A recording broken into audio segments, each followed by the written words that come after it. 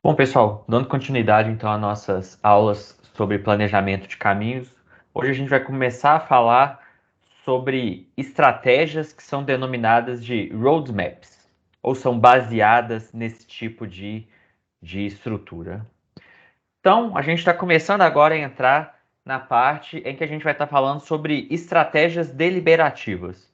Então, nas últimas duas aulas a gente falou principalmente sobre métodos reativos, né, que usavam informação local ali, apesar de que a gente depois viu sobre o Wavefront Planner, que a gente também consegue usar ele de maneira deliberativa.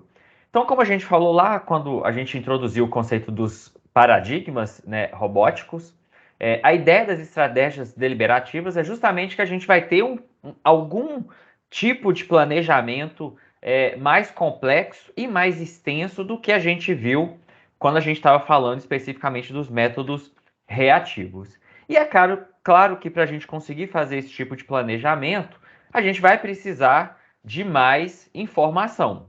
E quanto mais informação a gente tem, melhores decisões a gente vai conseguir tomar antes de efetivamente executar a navegação.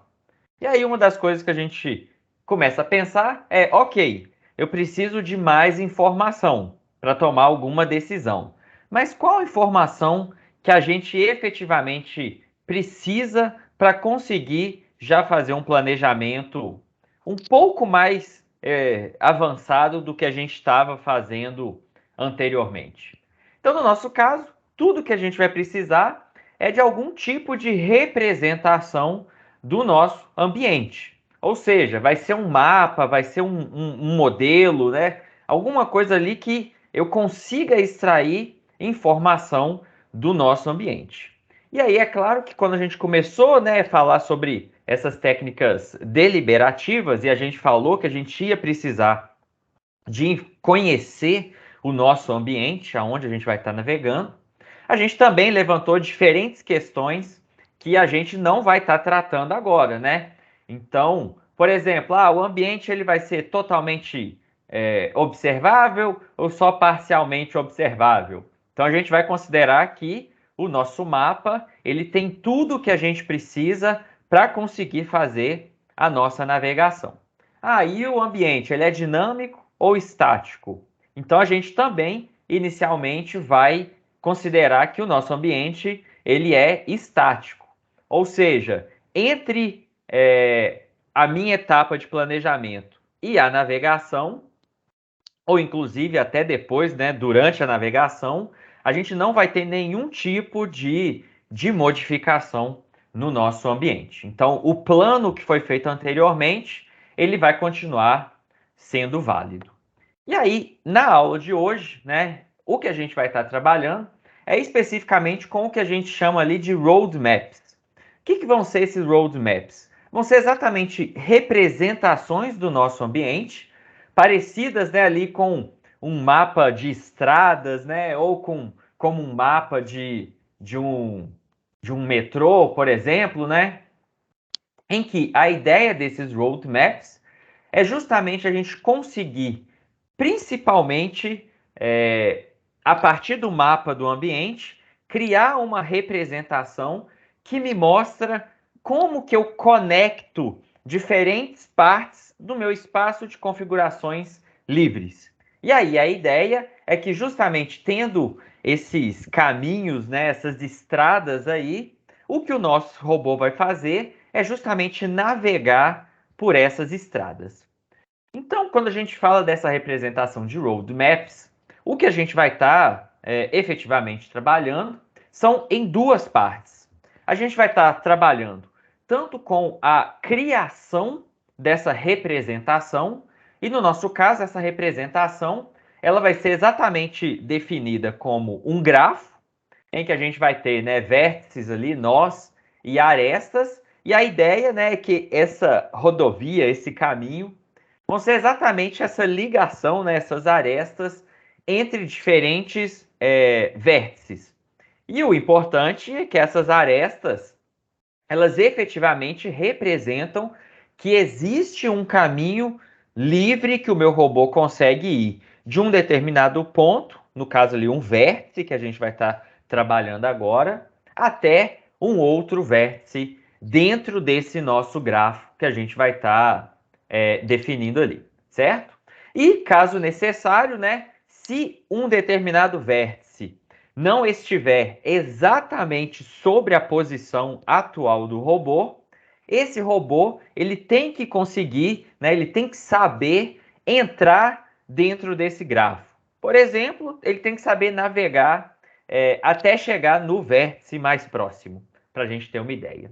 E depois que a gente tiver essa representação, a gente tem uma segunda etapa dos nossos algoritmos aí deliberativos, que é justamente a etapa de busca, que é como se fosse a etapa de planejamento em si, onde a gente, dado toda essa malha viária, né, esse roadmaps aí que a gente vai ter, a gente vai conseguir, por exemplo, determinar qual que é o melhor caminho para a gente sair de um determinado vértice até chegar em um outro vértice ali, certo? Nas nossas duas aulas, né, nessa aula de hoje e na aula que vem, a gente vai estar trabalhando com esse conceito de roadmaps. A gente vai focar especificamente na construção do grafo, ou seja, na representação do nosso ambiente a partir dessa outra estrutura. E aí a gente vai falar rapidamente sobre alguns exemplos de algoritmos de busca, mas não é muito nosso objetivo entrar em detalhes sobre esses algoritmos. O que a gente vai querer fazer efetivamente é usar. E o nosso objetivo, o foco principal, é como que a gente determina um grafo de forma que eu consiga aplicar esses algoritmos de busca tradicionais que a gente encontra na literatura, certo? Então, quando a gente estiver, né, falando dessa parte de representação, o que a gente quer é justamente representar conectividade. E o que é conectividade? Ou seja, existe uma forma de eu sair de um determinado local e chegar até um outro local ali, certo? E essa conectividade, ela vai existir tanto ou no nosso espaço de trabalho, dependendo de como a gente quiser representar o nosso ambiente, interpretar aquilo ali, como também no nosso espaço de configurações livres, certo? E a gente vai poder representar essa conectividade de duas formas.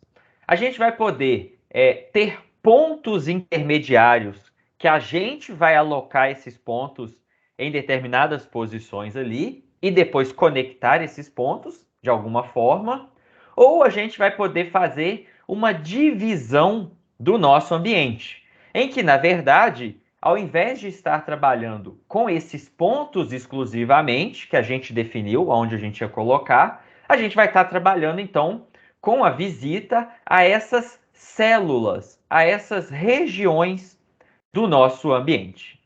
Mas, de qualquer forma, o que a gente vê é que nesses dois casos, a gente tem o conceito de conectividade. Seja a conectividade entre esses pontos, ou seja a conectividade entre essas células que representam regiões do nosso ambiente, certo? E aí a gente vai trabalhar então com com duas grandes categorias que a gente vai ter de métodos ali para a gente conseguir definir essa nossa representação, né, para gerar o nosso grafo, que vão ser basicamente algoritmos determinísticos, ou seja, toda hora que eu entregar o mesmo mapa do meu ambiente e eu rodar essas técnicas, eu vou ter o mesmo resultado. Eu sei qual vai ser o resultado daquelas minhas técnicas ali. E são exatamente esses algoritmos que a gente vai estar trabalhando na aula de hoje. Então a gente vai falar sobre grafo de visibilidade e sobre duas formas diferentes de decomposição em células. E aí na aula que vem, a gente vai estar trabalhando com algoritmos chamados de probabilísticos. Então a ideia é que a gente vai gerar um grafo de uma maneira um pouco mais eficiente, que a gente vai estar discutindo aqui hoje. Só que o problema é que toda vez que eu mandar gerar esse grafo, né, usar esses métodos probabilísticos, eu vou ter um resultado diferente, certo? Então essa que vai ser que vai ser a nossa ideia, certo? Então, isso que a gente vai estar trabalhando quando a gente fala sobre a representação. A gente consegue gerar o gráfico com métodos determinísticos, a gente vai ver na aula de hoje, ou com métodos probabilísticos. E aí, no caso da busca, o que a gente falou, né, é que a gente vai estar trabalhando principalmente com algoritmos tradicionais da literatura. Então, a gente vai simplesmente aplicar esses algoritmos nos nossos grafos que a gente vai gerar de diferentes formas ali.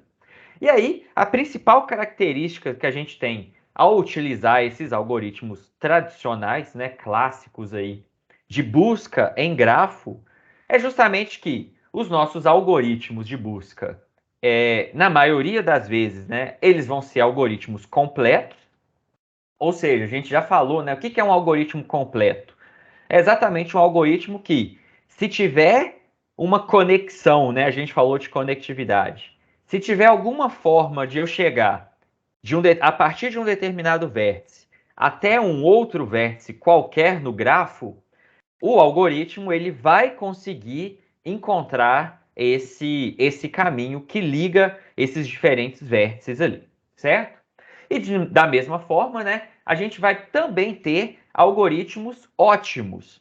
E aí vale a pena a gente destacar uma coisa importante. Quando a gente fala de algoritmos ótimos, a gente está falando que o caminho que vai ser encontrado nesse grafo, né, nessa malha viária, nesse roadmap, ele vai ser o melhor possível de acordo com uma determinada métrica que a gente usou para representar essa malha viária, certo? Então, na maioria das vezes, a gente pode querer representar distância entre os vértices, né? Uma distância euclidiana. A gente pode querer representar tempo, porque isso pode envolver, por exemplo, o custo do caminho. A gente pode querer envolver energia. Então, isso tudo vai estar associado ali. Então, não necessariamente a gente vai achar o menor caminho. Mas o que vale, né, a pena ressaltar de novo é que a gente vai achar o melhor caminho de acordo com a função de custo que a gente está usando ali para representar caminhos dentro desse gráfico, certo?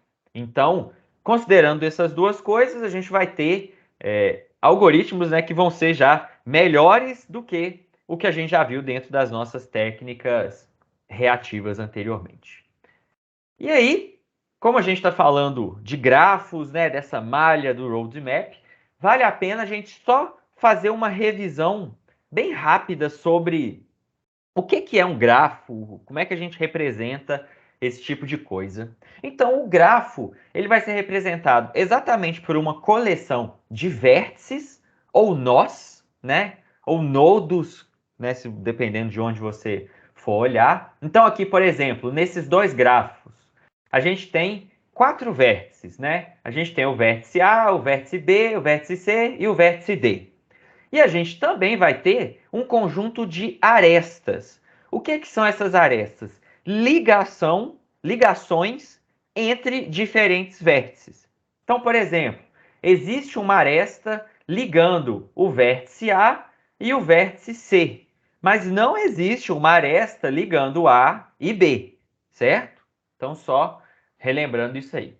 E as nossas arestas, elas vão poder ter ou não uma direção, um sentido de navegação. Então, quando elas não tiverem, a gente vai falar que a gente tem um grafo não direcionado. É o exemplo aqui do lado esquerdo. E se a gente tiver, né, uma direção ali, um sentido que representaria uma possível navegação, a gente fala que o grafo é direcionado. Então, nesse caso aqui, eu poderia ir, né? A gente tem aqui, olha, tem uma direção nessa aresta, né, de A para C. Então, eu só posso navegar, né? Eu só poderia ir de A para C, mas não existiria uma forma de ir de C para A. Quando eu não tenho uma direção, significa que eu posso ir de A para C ou de C para A, certo? Então, como a gente estava falando, né, os nossos algoritmos, eles vão ser algoritmos ótimos de acordo com uma determinada métrica. E essa métrica, geralmente, ela vai ser representada por um certo custo, por um certo peso que a gente vai associar às nossas arestas. Então, o nosso caminho dentro de um grafo, ele vai ser exatamente um conjunto de arestas que a gente vai ter ali, que vai representar uma sequência de vértices que vão sendo visitados até eu alcançar algum outro vértice ali. E aí, o custo, né, do nosso caminho, ele vai ser exatamente o somatório dessas arestas que a gente precisou passar para visitar, né, toda essa sequência de vértices. E a gente vai dizer que um grafo, ele é totalmente conectado, conexo, totalmente conexo, se eu conseguir, a partir de qualquer vértice, chegar em qualquer outro vértice. Ou seja, sempre existir um caminho que vai ser válido conectando dois vértices arbitrários no nosso grafo. E aí, como que a gente pode representar esse tipo de estrutura, né? Esses grafos que a gente está falando? Uma das representações mais tradicionais que a gente vai ter é utilizando o que a gente chama de uma matriz de adjacência. Então, tenho certeza que todo mundo aqui, mesmo que não esteja muito familiarizado com grafos, já trabalhou em algum momento com matrizes, certo? Então, como que são essas matrizes de adjacência que a gente fala, né? São exatamente matrizes em que a gente vai representar a conectividade daqueles vértices ali. Então, cada coluna, né, e cada linha representa um vértice. E a gente vai poder marcar, né, então, dentro daquelas células da nossa matriz, se existe ou não a conectividade ali para aqueles elementos. Então, se a gente for olhar aqui, olha, se a gente for considerar o vértice A e o vértice B, quando a gente está falando de um grafo não direcionado, a gente vai marcar aqui, olha, de A para B eu tenho uma conexão, e de B para A eu também tenho essa conexão, certo? Se o grafo for direcionado, a gente já vai então ter uma representação um pouco diferente, que é de A para B eu tenho uma conexão, olha o sentido da setinha, mas de B para A eu não tenho, eu não consigo ir, certo? E quando a gente estiver atribuindo pesos a essas nossas arestas, né, essa conexão entre diferentes vértices, a gente vai poder preencher a matriz de adjacência já com esses valores, certo? E aí a gente consegue, a partir dessa matriz, fazer exatamente a representação de um caminho, certo? E como a gente falou, o que a gente vai estar preocupado aqui é em encontrar um caminho, uma sequência de arestas e de vértices ali que efetivamente vão me levar de um vértice inicial, por exemplo, o E, né, o vértice E, até um vértice final, que é um vértice H nesse exemplo aqui, certo? E o custo desse caminho vai ser dado pelo somatório dos pesos, né, dos custos que estão associados a cada um daquelas arestas.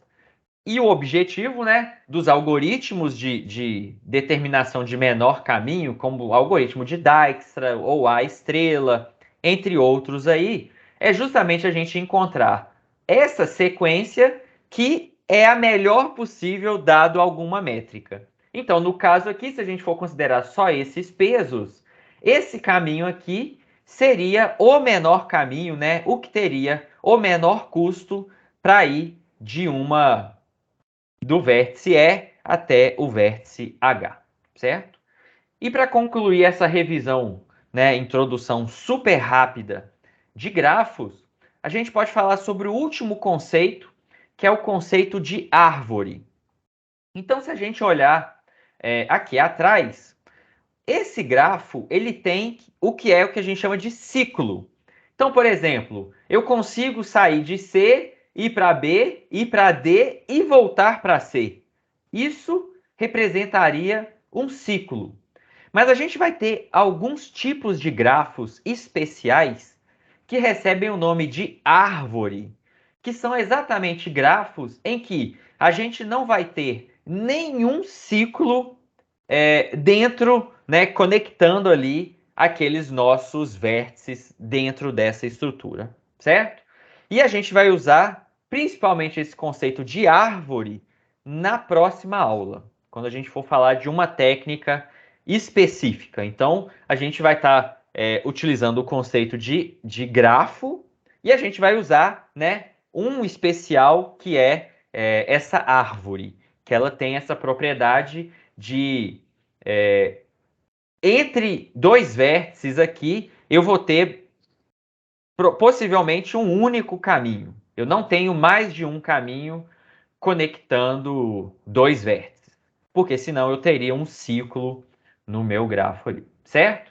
Então essa é uma revisão, introdução rápida de grafos.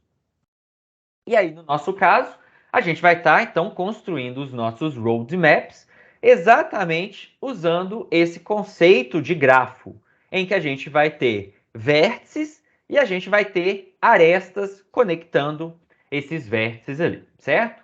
Então, como a gente já falou, né, a ideia do roadmap é justamente a gente representar como se fosse esse mapa viário, né, rodoviário, um mapa de rotas em que os vértices vão indicar possíveis posições, configurações ou regiões livres no nosso ambiente, e as arestas indicam essa conectividade, ou seja, existe um caminho livre de colisão em que o meu robô ele sai daquela posição, daquele vértice ali inicial, e ele consegue ir para o vértice, para a posição seguinte. Como a gente falou, caso necessário, se um vértice não estiver exatamente na posição atual do nosso robô no ambiente, dependendo de como a gente definiu esses vértices aí, o robô ele tem que conseguir saber ir talvez para o vértice mais próximo, ou seja, ele tem que saber entrar nesse grafo. E, além de saber entrar, ele tem que saber navegar nessa rota, nessa aresta. Ou seja, se eu falar com ele, vai do vértice A até o vértice B, e eu sei que tem uma aresta ali, ele tem que saber ir do vértice A até o vértice B. Então, o que a gente ganha com isso, né? Quando a gente tem um mapa, né, rodoviário de rotas ali, primeiro que a gente consegue analisar todas as rotas e encontrar a melhor rota, como a gente já falou. E mais do que isso, se eu precisar ficar navegando entre várias posições, a gente já tem esse mapa bem definido e a gente consegue fazer quantas buscas, quantas consultas a gente quiser dentro do mesmo mapa. Diferente, por exemplo, do Wavefront Planner que a gente viu na aula passada, em que se eu precisasse agora ir para outra posição no ambiente, a gente ia ter que recalcular, né, fazer toda a propagação da onda novamente para conseguir determinar o potencial que não ia cair no mínimo local. Ok? Então a gente vai estar trabalhando aqui vendo diferentes formas de fazer, de criar esses roadmaps e depois a gente vai falar rapidinho sobre técnicas de busca também, certo? Então, para a gente começar, a gente vai começar falando sobre a técnica mais fundamental, como se fosse os bug algorithms dos métodos deliberativos, né? O mais básico que a gente tem ali, que chama grafo de visibilidade. Então, o próprio nome já dá um indício do que a gente vai fazer ali, né? Então, a primeira coisa que a gente vai assumir é que essa técnica ela só funciona para ambientes que possuem obstáculos poligonais. Então, se o meu ambiente tiver um obstáculo circular, esse tipo de técnica não vai funcionar. Entretanto, é claro que a gente sabe que eu posso transformar um círculo. Eu posso, por exemplo, colocar esse círculo dentro de um polígono, né, um quadrado, alguma coisa ali que, que deixa, né, toda essa representação poligonal. É claro que a gente perde em precisão. E aí, como que funciona essa técnica aqui? Muito simples. Todos os nossos obstáculos, eles são polígonos. Então, se eles são polígonos, eles possuem quinas, eles possuem vértices. Então, o que que a gente vai fazer, né? A gente vai criar um vértice no nosso grafo associado a cada quina dos nossos obstáculos. E aí a gente vai precisar gerar as nossas arestas. Como que a gente vai fazer isso? A gente vai fazer uma análise simples. Se os dois vértices pertencem ao mesmo lado do meu polígono, eu vou adicionar uma aresta conectando eles. Ou de maneira mais geral, o que a gente vai só estar olhando é se essa aresta que eu estou criando aqui, se ela não intercepta nenhum outro obstáculo, certo? E aí, essa representação, ela vai dar para a gente, né? Ela fornece para a gente consegue encontrar o menor caminho, considerando distância para sair de uma posição até uma outra posição qualquer. Se a gente for analisar aqui, né? Então, imagina que a gente tem esse ambiente, eu quero sair dessa posição inicial e eu quero ir até essa posição final. Mas eu recebi esse mapa do ambiente e eu não sei como chegar até lá, certo? O que a gente pode fazer? Usar o gráfico de visibilidade. Como a gente falou, primeira coisa, eu vou associar um vértice para cada quina dos meus obstáculos. Em seguida, eu vou conectar todos esses vértices, vou criar arestas conectando esses vértices, desde que essas arestas não tenham interseção, né, não tenham nenhuma colisão com nenhum outro obstáculo no ambiente. Então, por exemplo, eu não posso ligar esse vértice com esse vértice, porque senão ia ter uma colisão aqui com com esse obstáculo aqui. E aí, depois que a gente faz isso, esse grafo que a gente acabou de criar é exatamente o grafo de visibilidade. E a gente consegue agora sair dessa posição e chegar naquela outra posição ali, fazendo uma busca simples dentro desse grafo. E esse caminho que foi encontrado, ele representa o menor caminho possível para eu sair dessa posição inicial e ir até aquela outra posição ali, certo? E aí, como a gente falou, no caso do grafo de visibilidade, se ele precisar ir, né, para um outro lugar, ele vai ter que basicamente só criar arestas, né, conectando a posição atual dele até a posição alvo ali também, né, adicionar esses novos vértices aí, certo? Tá, mas e se o meu robô ele ele foi um robô não holonômico?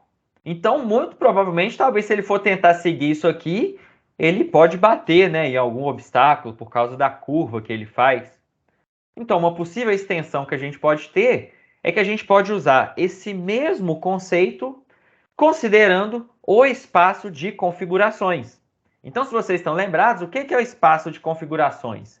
Ele representa para a gente, né? E aí, quando a gente tem obstáculos, a gente consegue transformar o nosso ambiente, né, inicial, em que a gente tinha obstáculos e o nosso robô, que não é só um ponto, né, que tem um corpo ali, e a gente consegue, né, fazer essa modificação em cima dos nossos obstáculos, em que agora eu posso passar a considerar o meu robô como um ponto no espaço de configurações.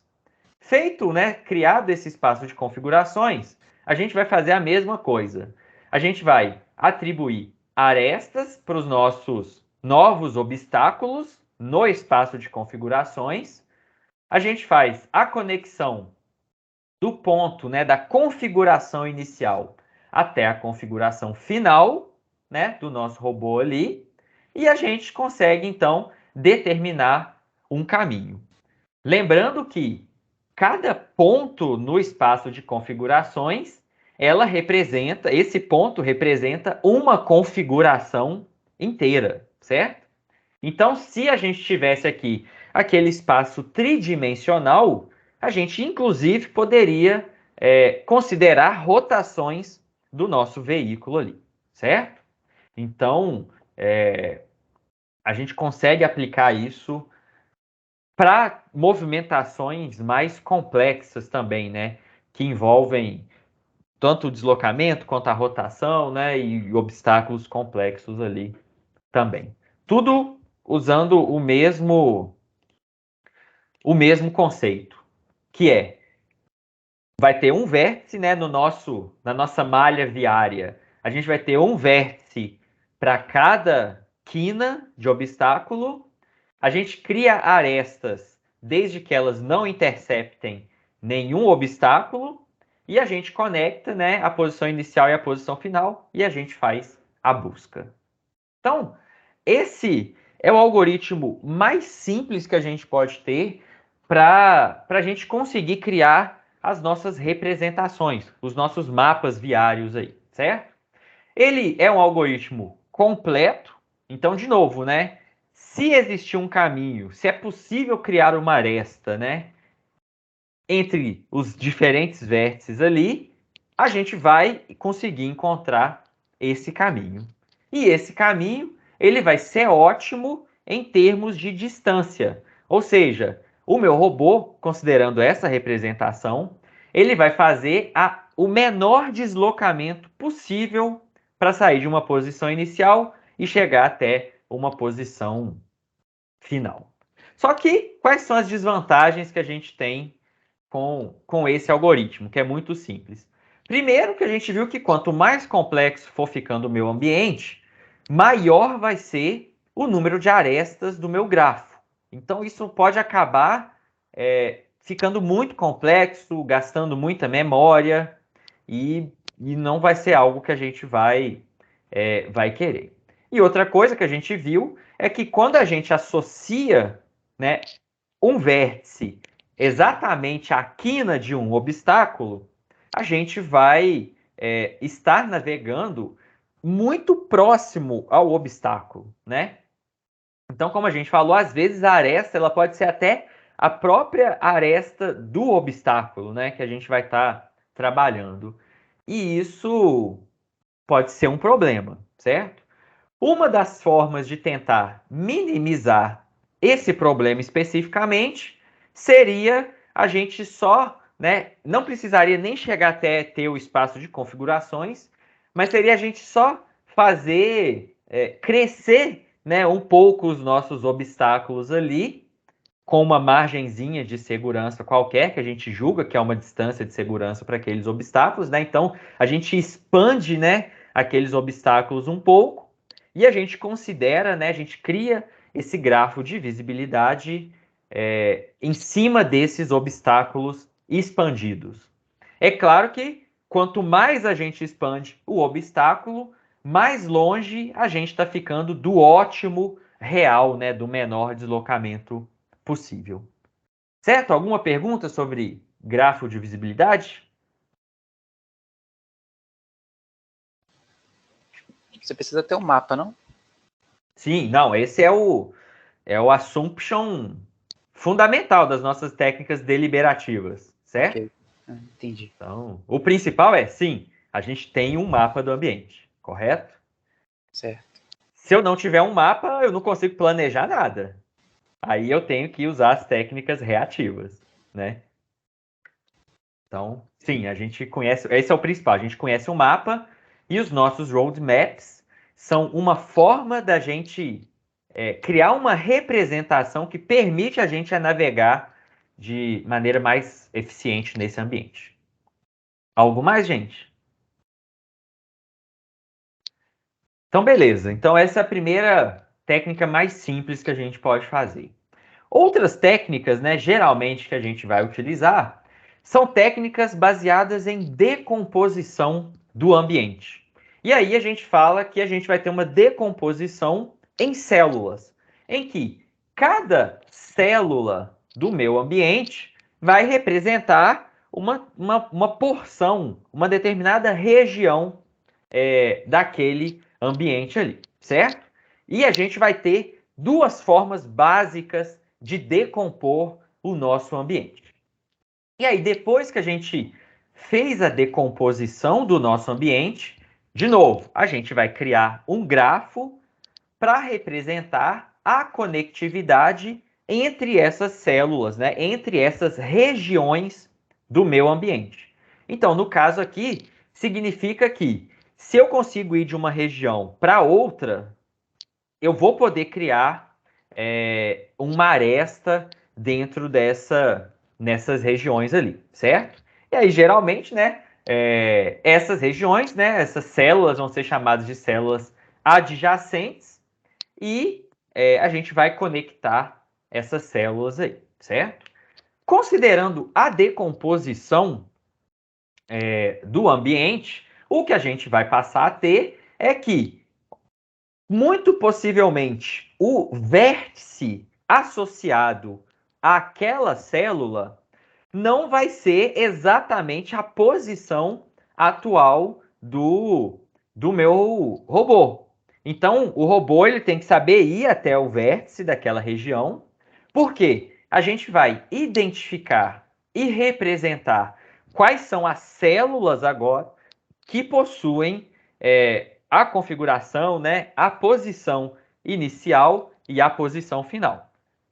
Porque a gente vai estar considerando regiões do ambiente, né? E tudo ali que são posições e configurações vão estar dentro de alguma dessas regiões. E aí o que a gente faz é encontrar um caminho que passa, né, por todas essas células, que passa por todos esses vértices também. Primeiro tipo de decomposição em células que a gente pode fazer é o que a gente chama ali de uma decomposição exata ou trapezoidal. Como que essa decomposição ela é feita? De maneira muito semelhante ao que a gente viu no grafo de visibilidade. Então, de novo, a gente vai considerar que o nosso ambiente ele possui obstáculos poligonais e a gente vai identificar todas as quinas, né, dos obstáculos e as quinas do nosso ambiente ali como um todo. E a gente vai, então, ligar, né,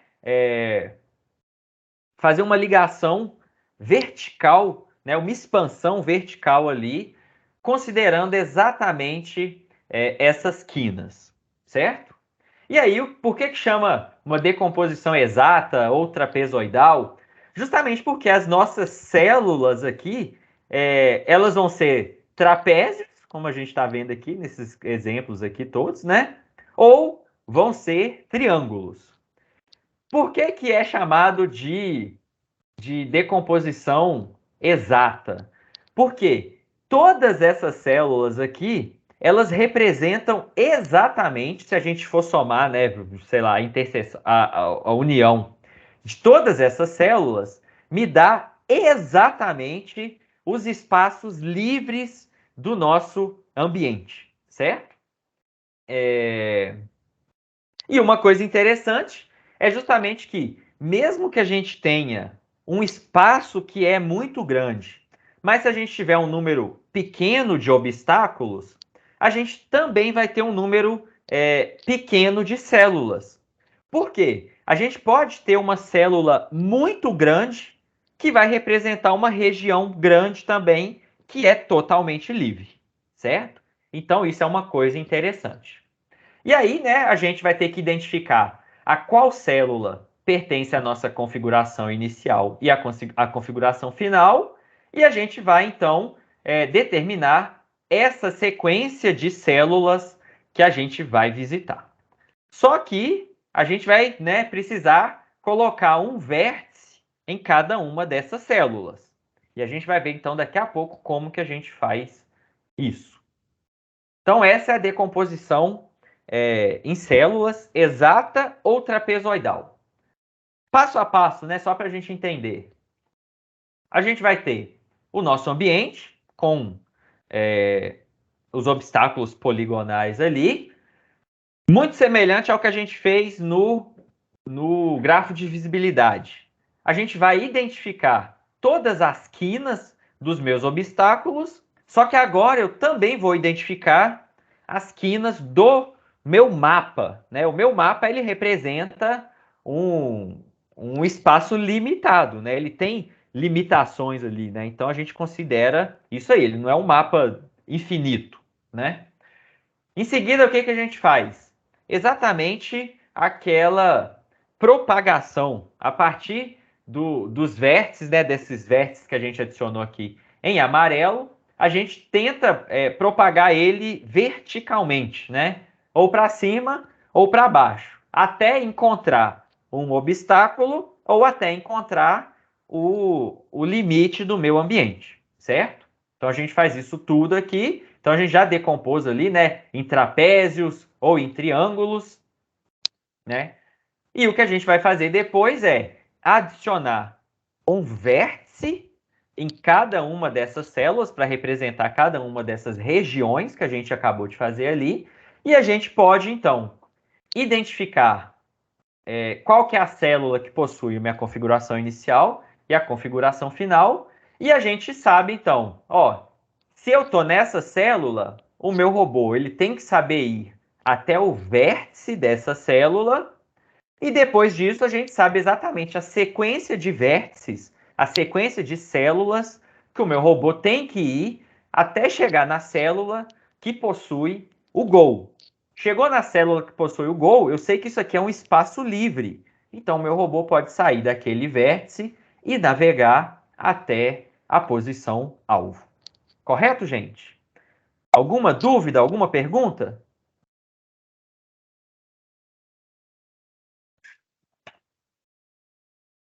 Douglas. Vindo? Alô? Alguém falou alguma coisa? Alô, Opa, agora tá tô me ouvindo. ouvindo? Não sei Tô. se tá baixo, eu tava regulando, que tava dando problema antes Tava do... muito baixo, agora tô ouvindo. Ah, beleza. Como é que você tá fazendo pra detectar esses pontos? Os vértices ou os pontinhos do Os obstáculo? vértices. Esse 1, 2, 3, 4 aqui? Não, os amarelos.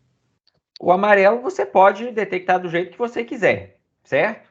Entendi. Então, por exemplo, quando a gente introduziu lá atrás, né, a gente falou sobre o espaço de configurações, eu mostrei para vocês aquelas duas bibliotecas, né, de geometria computacional que a gente podia utilizar. Então, no caso lá, quando a gente ia representar um ambiente, a gente já definiu os nossos obstáculos pelos vértices, certo? Então, isso já era dado, basicamente. Mas você, se você tiver uma imagem, alguma coisa assim, você pode usar técnicas de visão computacional, né, alguma coisa assim para identificar. Ou geralmente, né, o que a gente pode fazer, o mais fácil, o mais tradicional se eu já tenho um mapa, a gente pode fazer um pré-processamento em cima desse mapa e já passar uma coisa mastigada para o robô, digamos assim. Então, se for o caso, você já pode pré-processar o mapa e determinar quais são os vértices, os obstáculos, etc. Entendi, beleza. Ok? Então, tem várias opções aí. E aí, a outra parte, né, que ficou faltando, então, é justamente a gente definir os nossos vértices e as nossas arestas. Então, o Nathan acabou de perguntar ali, né? Mas aqui, essa aresta, ela está passando em cima de um obstáculo. Entretanto, o que a gente falou é que a aresta, ela representa que existe uma conectividade entre as regiões, certo? Mas isso a gente vê que é um negócio meio estranho, não é? Então, a princípio, a posição do robô na célula, né? Esses vértices que a gente está definindo ali, ele não importa, desde que o robô consiga ir navegar entre células adjacentes sem bater no obstáculo. Só que, né, o que você acabou de levantar aí é exatamente que, poxa, se eu determinar de qualquer jeito aqui, talvez o meu robô vai precisar ter algum comportamento ainda mais inteligente do que só a busca no grafo, né? Por exemplo, para ir do vértice 4, do 8 para o 8, para ir do 8 para o 10, né? Tem uma ligação, mas ele vai ter que ser inteligente o suficiente para saber que ele não pode vir reto aqui, né?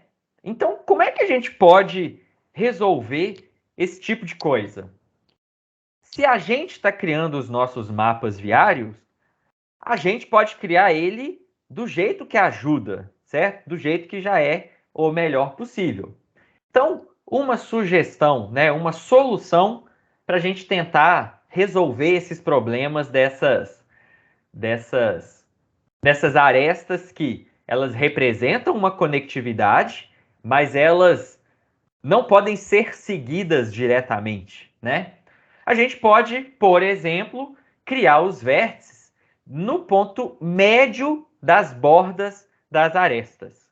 Então, essa é uma opção para a gente conseguir resolver esse problema. E aí, o que a gente tem que entender aqui é que, antigamente, né, nesse caso bem básico aqui, eu tinha um único vértice para representar aquela minha célula. E quando a gente faz isso aqui, a gente não tem um vértice só para aquela célula. A gente passa a ter um vértice por borda da célula. Então, nesse caso aqui, né, essa célula, que era a minha antiga célula 8, eu tinha um vértice associado a ela, e agora eu tenho 4 vértices associados a ela, né? Se eu tivesse um outro obstáculo aqui, eu poderia ter mais vértices, né? Porque ela teria mais bordas, aquela região poderia ter mais bordas ali, certo? Então, já respondendo aí a pergunta do Natan, uma das formas simples que a gente tem é fazer isso aqui. E aí, sim, o seu robô, ele conseguiria de maneira bem mais facilitada simplesmente seguir aquela aresta ali. Certo? Tranquilo, gente? Alguma pergunta sobre a decomposição exata trapezoidal?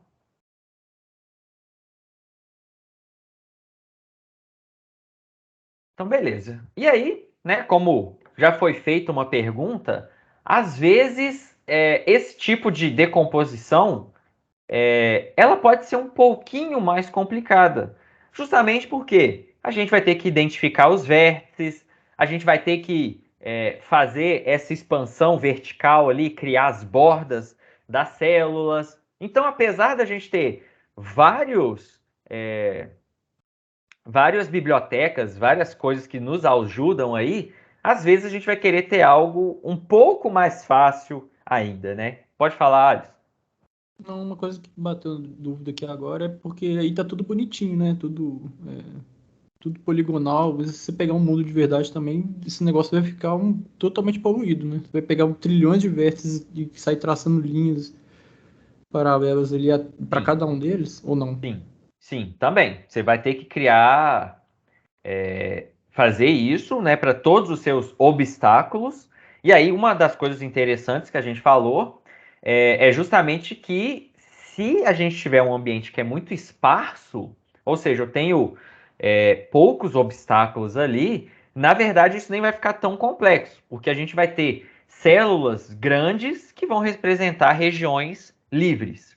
Agora, se a gente tiver muitos obstáculos, aí realmente isso aqui começa a ficar um pouco mais complexo também, né? Vão ter várias células aí. Tranquilo? Não, beleza. E aí, uma das possíveis formas da gente resolver exatamente isso, né? Que a gente viu que tanto no grafo de visibilidade quanto nessa decomposição exata, a complexidade do que a gente vai gerar ali, ela está totalmente dependente do ambiente, né? Se a gente vai ter muitos obstáculos, se os obstáculos têm muitas quinas, né? Então isso vai acabar sendo um problema às vezes. Como que a gente pode tentar resolver isso, né? A gente tem uma representação geral ali que é baseada num grid. Ou seja, a gente vai dividir o nosso ambiente considerando células de tamanho fixo.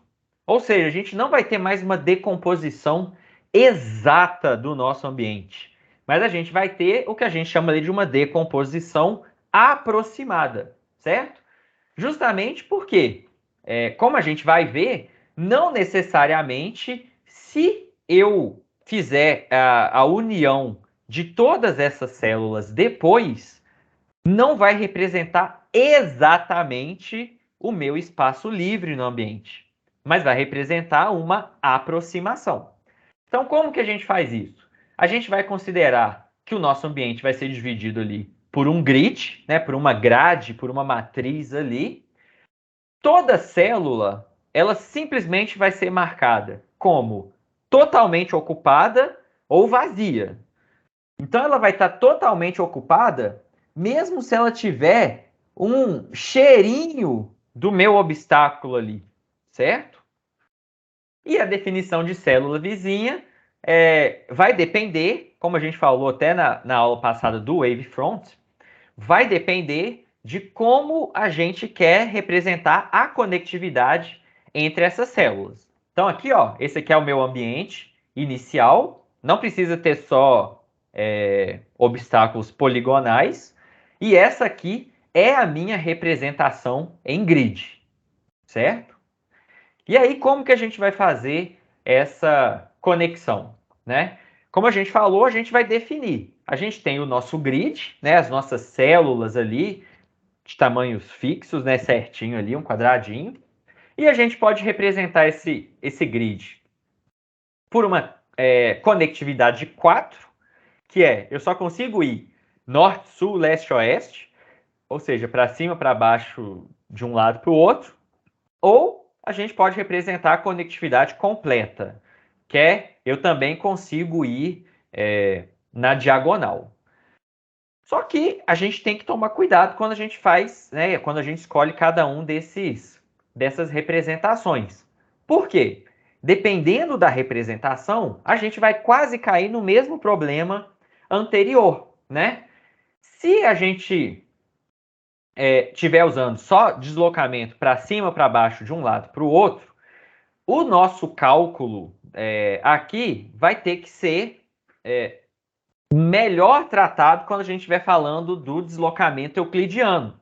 Então, na verdade, né, a minha distância para eu sair daqui até aqui essa posição não vai ser só a distância euclidiana, mas é o que a gente chama ali de uma distância de Manhattan, que é justamente uma distância que você só calcula movimentos em 90 graus, digamos assim, né? Sempre para cima ou para um lado e para o outro ali. E o outro problema, né? Então, isso aqui já vira uma aproximação. O deslocamento que a gente vai ter, o valor, não é o deslocamento exato, né? Não é a distância exata que a gente teria entre esses caminhos. E quando a gente está falando da diagonal, a gente tem exatamente o mesmo problema que a gente falou anteriormente. O meu robô, ele tem que saber ir, né, passar dessa célula para aquela outra célula. E pode ser que aquilo ali tenha um obstáculo no meio, né? Então, essa representação num grid, ela é muito interessante, ela é mais fácil. Vou mostrar um exemplo aqui agora, né? Só que ela vai ter problemas que são inerentes à representação, que basicamente, a continuidade do trajeto depende da resolução. O que isso significa? Se a gente voltar aqui atrás, olha, antes eu consigo passar aqui no meio, mas como eu fiz essa representação em grid e eu marquei aquelas duas células como ocupadas, o meu robô não consegue mais passar aqui por essa região, porque ele pode achar que se ele não estiver considerando a passagem diagonal, né? Então ele pode perder isso aí. O tamanho do meu grid vai depender exatamente do tamanho das minhas células. Quanto menor o tamanho da minha célula, maior o número de células e mais complexo fica para eu trabalhar em cima desse grid, dessa matriz ali, certo? E o outro problema fundamental é justamente, né, se a gente tiver ali um obstáculo que é um círculo, todas essas células aqui, elas de verdade estariam ocupadas ou não, né? O jeito mais simples é considerar que sim. Por quê? A gente tem uma interseçãozinha ali, né? Tem um pouquinho do obstáculo naquela célula. Então, essa simplificação, ela é um problema. Possíveis soluções, né? Só para deixar claro aqui. A gente pode ter grids que são multiresolução. Então, isso aqui já é algo um pouco mais complexo, né? Com outras definições e outras coisas aí. E basicamente o que a gente vai ter é um mix, né? Em que a gente vai ter células de tamanho maior para representar espaços grandes livres. E conforme a gente precisar de uma resolução maior, a gente vai diminuindo essa célula. Exatamente para a gente não ter células pequenas. Então, aqui, para representar essa região, a gente ia precisar ter um monte de célula pequena, se fosse de tamanho fixo. Mas tendo um tamanho variável, a gente pode tentar resolver isso, certo? No nosso caso aqui, vamos fazer um exemplo rapidinho, usando um grid simples de tamanho fixo ali, né? Então, aqui, para a gente só ver um exemplo de como é que a gente faz essa deliberação, faz essas coisas aqui, vou chamar a atenção para essa biblioteca aqui, uma biblioteca que chama Network X, ou Network X, né, em português aí, que serve exatamente para a gente ter vários algoritmos, várias coisas para grafos, né? Então, vamos ver como que ela funciona. Primeira coisa que eu vou fazer aqui é abrir um mapa. Meu mapa ele é definido como um PNG, igual eu passei lá para vocês, né? Vocês podem abrir aquele mapa lá no Copilha, né? E aí, basicamente, o que eu estou fazendo aqui é só uma manipulaçãozinha simples para eu garantir que quando a gente lê, né? Não vou entrar muito em detalhes, mas quando a gente lê uma imagem, essa imagem ela vira uma matriz. E você tem valores associados ali àquela matriz, né? No caso aqui, a gente vai estar trabalhando com imagens em preto e branco. A ideia é que a gente só quer ter valores 0 ou 1, certo? Para simplificar ali a nossa vida. Então, tudo que eu estou fazendo aqui é simplesmente abrir a minha imagem, né, o meu mapa. E aí eu posso até mostrar o mapa aqui, ó, só para vocês olharem. Esse aqui é o meu mapa, é uma imagenzinha, certo? E aí eu transformei aquele mapa num... Eu vou ler ele aqui, né? Eu abri, transformei, li essa imagem, ela virou uma matriz, e eu tô... Opa! E eu tô simplesmente plotando ela aqui, certo? E aí vamos entrar na nossa representação de como que eu construo o meu grid. Então, de maneira bem simples, primeira coisa que a gente tem que saber é essa minha imagem, esse meu mapa, ele representa o ambiente de qual dimensão? Justamente porque a gente quer transformar, né, criar uma forma ali de representar qual que é a relação entre pixel e metro, porque aquilo ali é associado a um ambiente real, digamos assim, certo? E a gente define aqui o tamanho da nossa célula. E aí, o que, que eu estou fazendo aqui embaixo? Muito simples. Eu estou só fazendo uma manipulaçãozinha geométrica ali, em que eu vou exatamente dividir, criar uma matriz de acordo com o tamanho do meu ambiente e de acordo com o tamanho da minha célula, e eu vou preencher essa matriz. Essa matriz vai ter linhas e colunas, né? Todo mundo aí já trabalhou com uma matriz. Então, o que, que eu fiz aqui? Eu basicamente estou lendo a informação daquela imagem e, como a gente falou, se algum pixel que representa um obstáculo caiu dentro daquela célula, eu tenho que marcar que aquela célula inteira está ocupada. E aí, basicamente, o que eu faço aqui é que eu vou somando pixels, né, dentro do dentro do meu grid. E aí, no final, eu só faço uma binarização, né? Que eu só quero saber se está ocupado ou não. É isso, né? Criei o meu grid.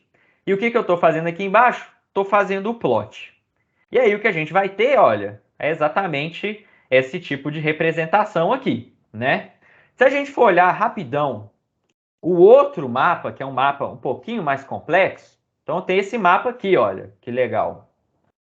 Posso fazer a mesma coisa, ele é um mapa que representa um ambiente de tamanho diferente, né, de outras dimensões.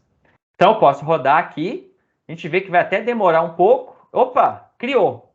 Por quê? Num ambiente muito maior, eu tenho muito mais células. E como a gente falou, isso vai deixando a coisa bem mais complexa.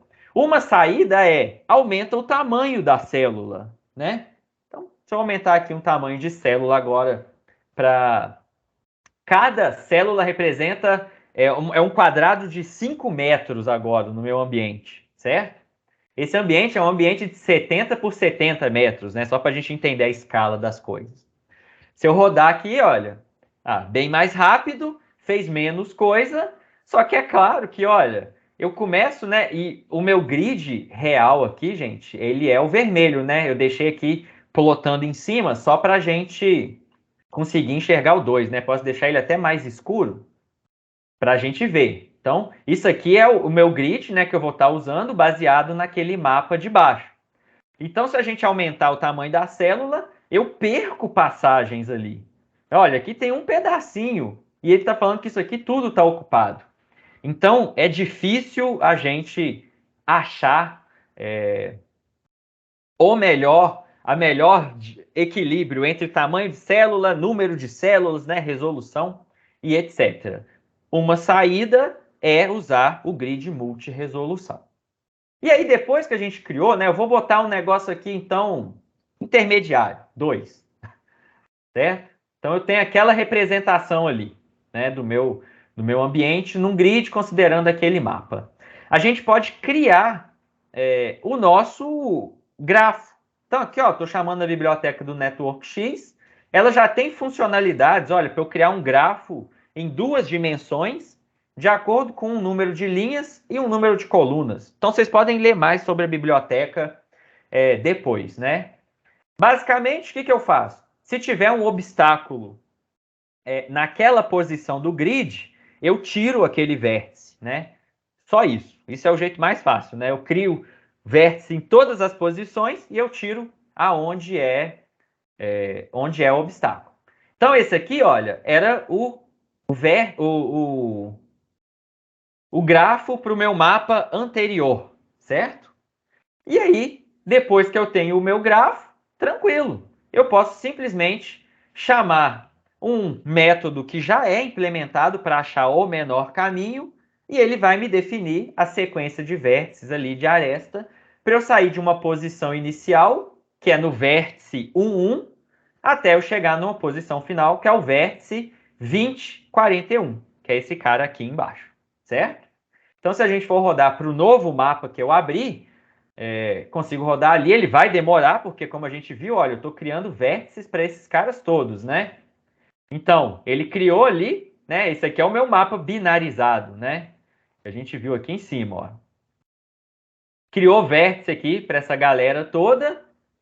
E esse aqui é até considerando o maze, né? Então, se a gente definir agora um vértice inicial para esse mapa que chama Cave, vamos achar aqui rapidinho 2 vértices. Ele tem escrito aqui qual que é o vértice. Está pequenininho, ó, quase que não dá nem para ler. Eu vou começar ali no 1, 1 também. E vou tentar vir aqui pro... Nossa, não dá nem para ler. Vou botar qualquer coisa ali e vamos torcer para dar certo, né? Eu quero ir pro 30, 30.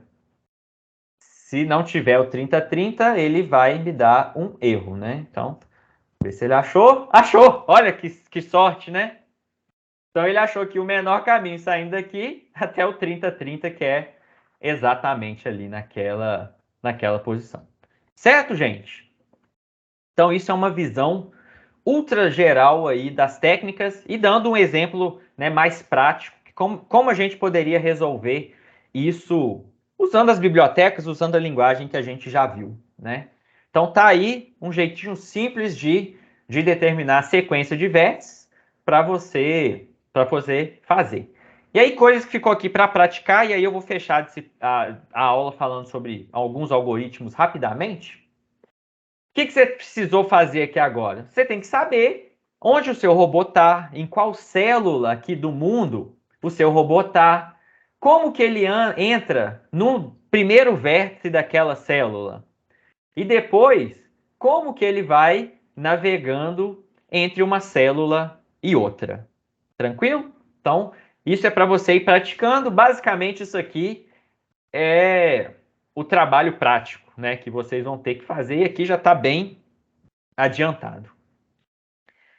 E aí, para a gente passar para a parte final da nossa disciplina, como a gente falou da nossa aula hoje, né?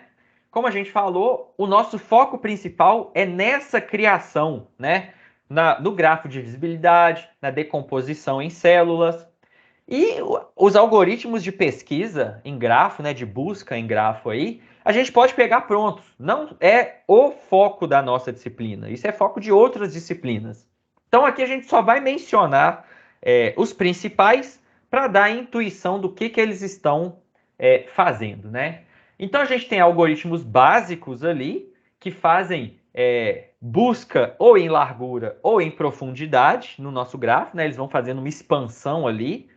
E a gente tem algoritmos específicos de caminho mínimo, né? Que são os que nos interessam aqui. Então, se a gente for olhando, de novo, né? Não vou entrar em detalhes nesses algoritmos. A gente tem algoritmos de busca em largura ou em profundidade, que basicamente, qual que é a ideia aqui, né? Para que eles servem? Dado um determinado grafo, eles vão verificando se eu quero ir ou para um grafo ou para um vértice que é mais profundo no meu grafo, né, que é o caso aqui do cara à direita, ou se eu quero encontrar um determinado vértice olhando todos os vértices de um determinado nível, certo? Então, quando a gente está considerando uma árvore, por exemplo, que é esse caso aqui, se eu fizer só uma busca em profundidade, não necessariamente eu vou, né, ou num grafo mais geral, encontrar o menor caminho, né? Então esses aqui são só algoritmos básicos, né, que eu queria mencionar eles basicamente para deixar claro essa ideia de visita, né? Em que, olha, a partir desse vértice, eu verifico esse ou esse, né? Depois eu verifico esse ou esse. E aqui a gente faz uma verificação mais direcionada. Por que eu queria falar disso, né? Justamente porque os algoritmos específicos para encontrar caminhos de custo mínimo, e aí lembre que quando a gente fala custo mínimo, não necessariamente é menor distância. Isso vai depender do valor, né, do que você associou àquela aresta ali especificamente, né? Então, esses caras, né, esses algoritmos que a gente vai falar rapidinho aqui, eles efetivamente são baseados nessa ideia de ir visitando determinados nós, né? E aí os algoritmos, né? A gente vai falar de dois aqui rapidamente, focar especificamente no segundo. O algoritmo de Dijkstra é um algoritmo completo e ótimo, e aí vale só destacar que a gente pode ter uma aresta que tem valor negativo. Se o valor for negativo, o algoritmo tradicional de Dijkstra ele não passa mais a ser ótimo, né, e completo. Então a gente está considerando aqui um grafo normal, que tem valores positivos nas arestas ali, certo? Então, ele consegue encontrar o melhor caminho, né, de custo mínimo, dependendo da métrica, entre dois vértices, e mais do que isso, né, ele também consegue, pela característica de como ele faz essa expansão, né, que a gente viu ali uma ilustração, ele consegue me retornar o menor caminho de um determinado vértice para todos os outros vértices daquele grafo, né? O que pode ser interessante dependendo se você quer tomar alguma decisão para onde você quer visitar ou não. E ele funciona, né, com uma estratégia gulosa, que é basicamente vá pelo menor caminho primeiro, né? Expanda o menor caminho primeiro. Então, dando só uma visão geral aqui, né, um algoritmo razoavelmente simples, e tudo que ele vai fazendo é justamente de maneira iterativa, né? Ele vai fazendo uma estimativa do menor custo para chegar até um determinado vértice. E aí, caso seja necessário, ele vai atualizando esses custos aí. Então, só para a gente ver uma representação aqui, né? Imagina que você quer começar no vértice 0 aqui, né? No S. E aí, como a gente falou, ele encontra o valor, né, do menor, do caminho de custo mínimo, desse vértice inicial para todos os outros vértices. Então, ele vai expandindo. Olha, eu expandi aqui que eu tenho que saber o valor para chegar nesse vértice T e no vértice Y. Então, ele sabe que é o valor da aresta. A gente falou que ele faz uma busca, uma estratégia mais gulosa, né? Então, ele vai pelo menor caminho. Então, ele fala assim, eu vou expandir esse vértice Y. Desse vértice Y, eu posso chegar aonde? Eu posso chegar no vértice T, e no vértice X e no vértice Z. Olha só, antes ele levava 10 para chegar no T, mas ele viu que tem um caminho menor, melhor para chegar no vértice T. Ele atualizou o valor para chegar ali, ó, 8. E aí ele vai fazendo isso até ele ter o valor, então, de custo mínimo para chegar em todos aqueles outros vértices ali a partir de um vértice inicial, certo?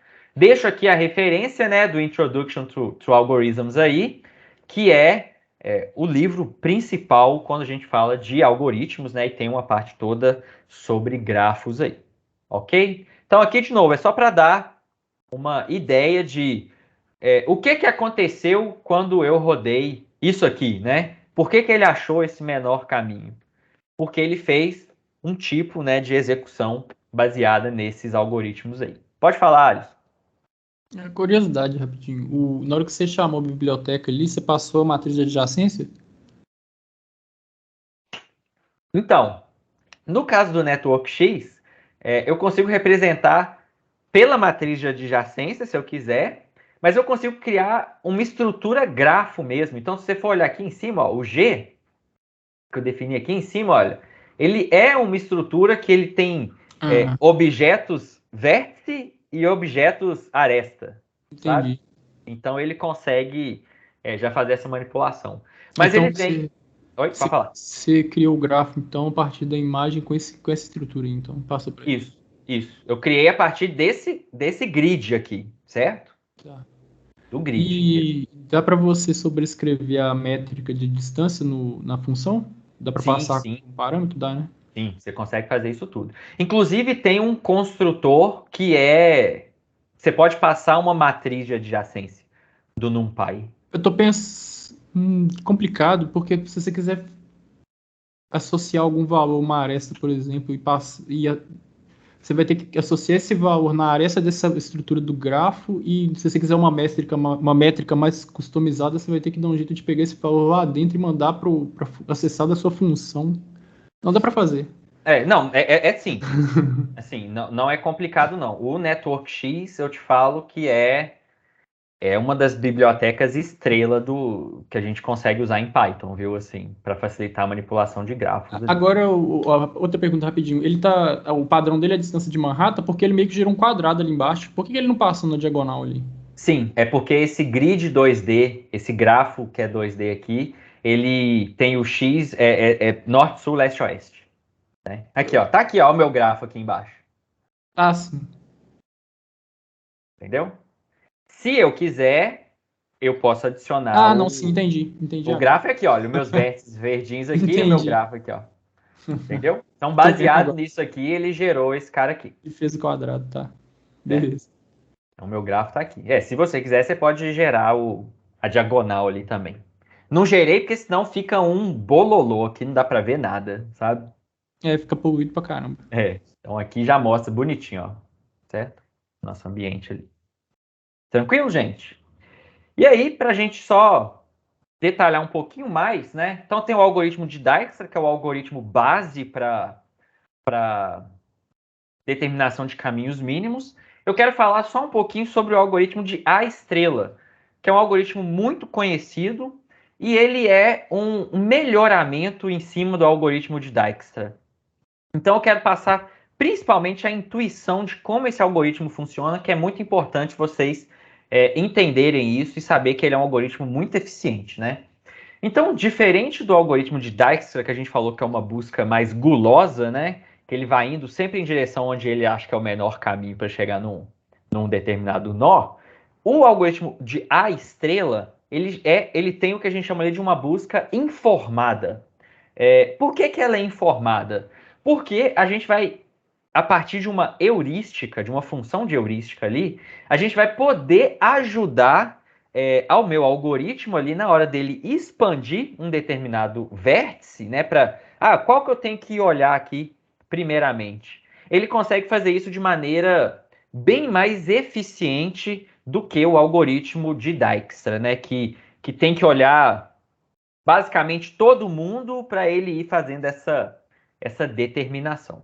E de maneira semelhante, né, o nosso algoritmo A estrela ele vai ser completo e ótimo também. Então, como que ele funciona? Ele é justamente uma combinação entre duas estratégias. Ele vai ter uma parte que vai ser gulosa, como eu falei, ele é uma extensão, né, um melhoramento do algoritmo de Dijkstra, né? Então, ele também vai ter essa parte mais gulosa para tentar encontrar as coisas, e ele vai ter um pedaço ali que vai ser uma busca que a gente chama de custo uniforme, que é um pouco mais ineficiente, é que ele não vai tomar nenhuma decisão mais inteligente, mas é o que vai garantir a completude e a otimalidade dele ali, certo? Então, qual que vai ser a ideia aqui, né?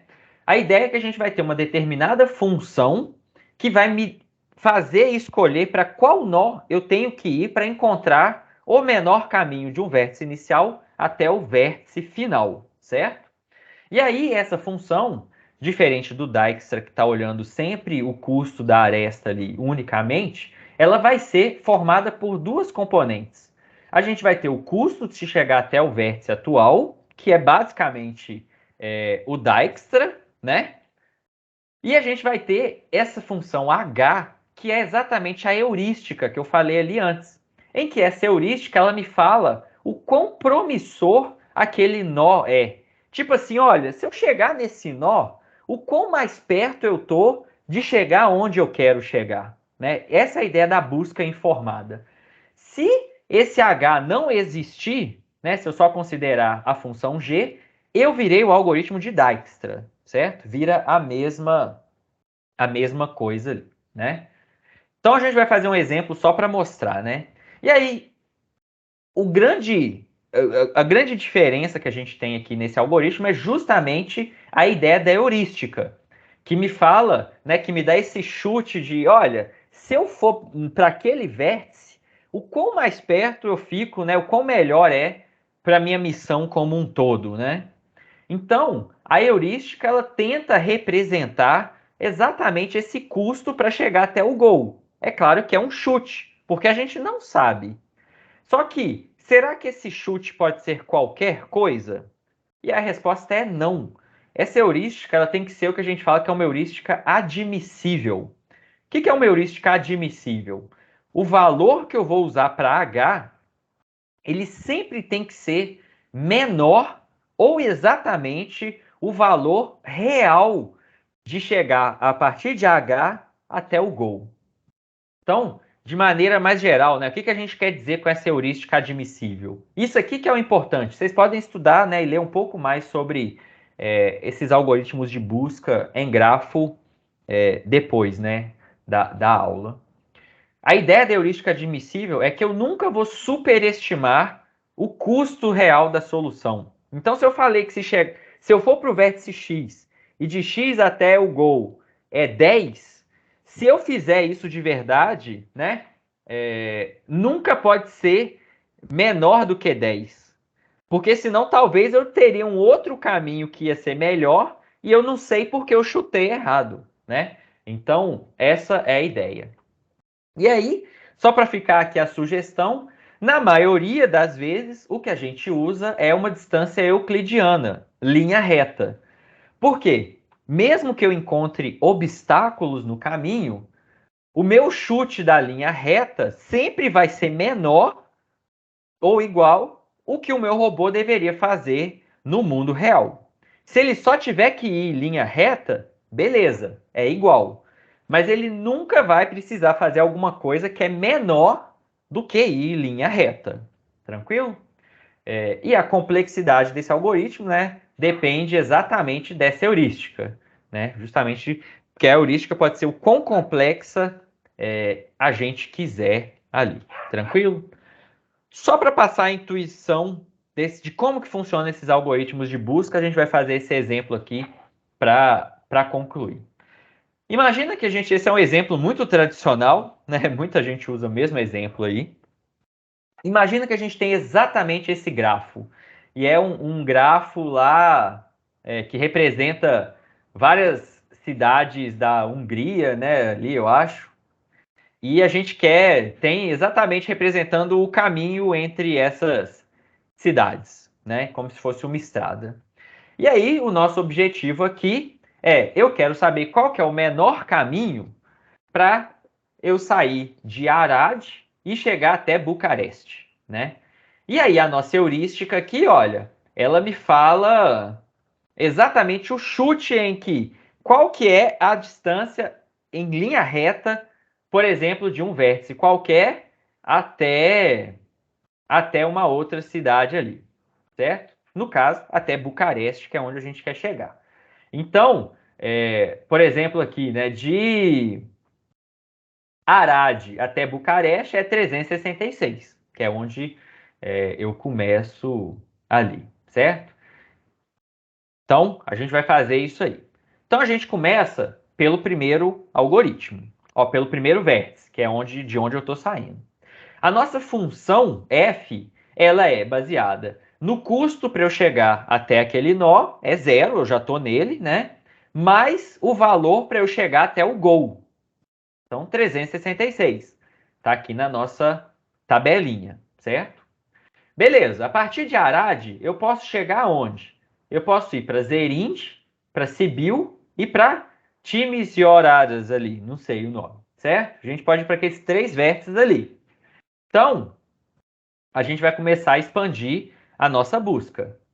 Para eu chegar em Sibiu, quanto que eu gasto? Então, a gente volta aqui, olha. A partir de Arad, eu gasto 140. Tá aqui, 140. Mais quanto eu gasto para chegar de Sibiu até o Gol. A gente vai lá e olha na nossa função, 253. Ok?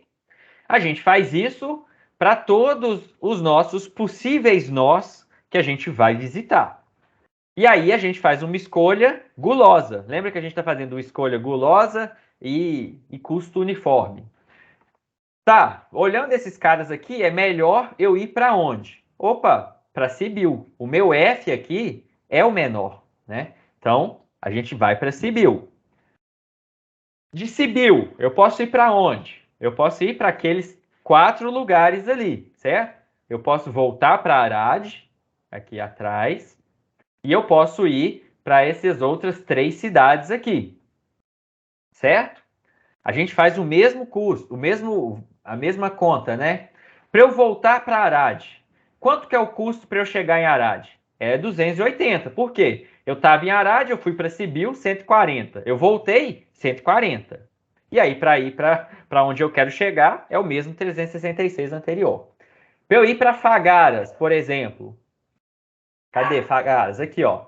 O custo para ir para lá é 99 e de Fagaras até o Gol, a minha heurística, 176, né? 239 ali, certo? E 176. E aí a gente faz a mesma coisa para os outros. Qual que é o melhor lugar para eu explorar aqui? Opa, vim para cá. Então a gente vai naquela direção ali, certo? Cheguei ali, naquela direção, a gente faz a mesma coisa. Vou fazer essa expansão, faço o cálculo, né, usando a minha função, que é baseada no valor para chegar até aquele nó, mais o valor para chegar daquele nó até o gol. A gente faz isso e a gente continua fazendo a expansão. Olha, baseado aqui, a partir daqui, eu quero expandir algum nó. De todos esses nós que eu já calculei o valor, qual que é o menor? Olha, é um cara que estava atrás. Então, na verdade, talvez o melhor caminho seja para lá. A gente vai voltar para Fagaras, né? E vai expandir ali. E aí a gente faz o cálculo. Opa! Olha só, a partir daqui eu já tenho um lugar que eu chego em Bucareste. Mas essa expansão desse nó é o melhor que eu posso fazer? Não. Eu tenho um nó aqui que não foi visitado, mas que ele parece mais promissor por causa da minha função. É melhor eu voltar para aquele nó e fazer o cálculo a partir daquele nó, certo? Então fiz esse cálculo, tenho que expandir a partir desse cálculo, desse nó. Opa, Bucareste é exatamente o mais promissor, né? Que é exatamente onde eu quero chegar. E aí, finalmente, a gente expande ali e chega naquela posição, que é onde a gente queria, né? Então, se a gente for voltar aqui atrás, o nosso caminho seria, né, Arad, vindo para cá, Rimicu ali, Piteste e Bucareste, né? E aí, esse é só um exemplo mostrando, né? E aqui a gente acaba entendendo também como que funciona o algoritmo de Dijkstra, né? Porque como a gente falou, se a minha função heurística for zero, né, não existir, o que a gente tem é exatamente o algoritmo de Dijkstra, né? Ele vai fazer aquelas visitas ali. Certo, gente? Deu para entender a intuição geral? Como eu falei, não é nosso objetivo estudar algoritmos de busca, né? Mas é só entender como que essas coisas funcionam em bem alto nível aí, né? Ficou claro assim o que a gente fez? Como que a gente vai escolhendo para qual nó eu quero ir, né? Por quê? E aí a gente chegou no nó que a gente gostaria.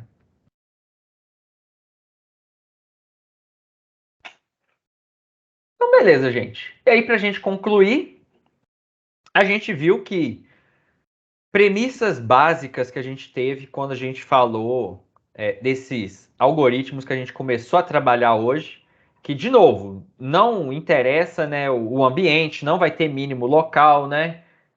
Vão ser completos, vão ser ótimos, diferente lá dos algoritmos bugs que a gente viu. A gente começou a ter formas de fazer um planejamento mais complexo, mais detalhado. Para isso, eu tenho que conhecer o ambiente e eu tenho que, de alguma forma, criar uma representação desse ambiente. No nosso caso aqui, a gente falou sobre o grafo de visibilidade e a gente falou sobre duas técnicas baseadas em decomposição do ambiente. E a outra premissa fundamental que a gente tem é que a gente falou que o nosso ambiente ele tem que ser estático. Imagina se alguma coisa ali mudou depois que eu fiz esse cálculo, né? Então o meu robô está vindo para cá, mas imagina agora que esse caminho não existe mais. Ia ser um problema, certo? Então como que a gente pode tratar esse tipo de coisa, né? Então só para mencionar aqui, né? A gente tem extensões para esses algoritmos de busca, como a gente falou, para considerar ambientes dinâmicos, né? Então, um exemplo bem claro, que é uma extensão da técnica que a gente acabou de discutir mais aqui, é chamado ali de Dynamic A estrela, né? Que é justamente o quê? Ele é conhecido como D estrela, né? Então, o D estrela, ele é o Dynamic A estrela, né? Ele é uma mistura, é como se fosse quase um método híbrido, né? De um paradigma híbrido. Por quê? O que ele vai fazendo?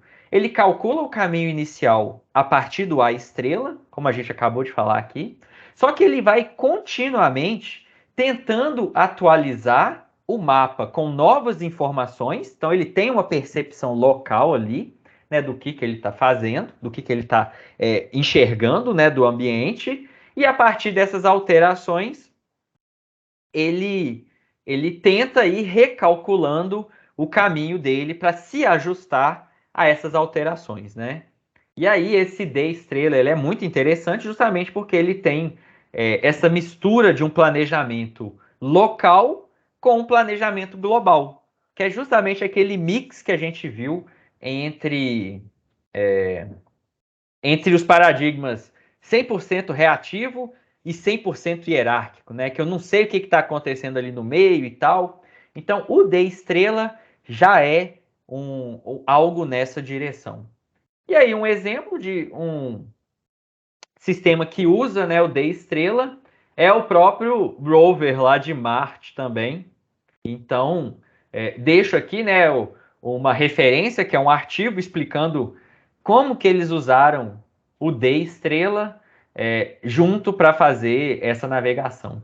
E aí, se vocês lembrarem, a gente falou, né, a gente deu um exemplo desse rover aqui, como sendo algo bem deliberativo, né, em que ele percebe o ambiente, calcula o negócio e faz a coisa, né, e ia fazendo esse tipo de navegação. Mas é claro que ele é um pouquinho mais complexo do que isso aí.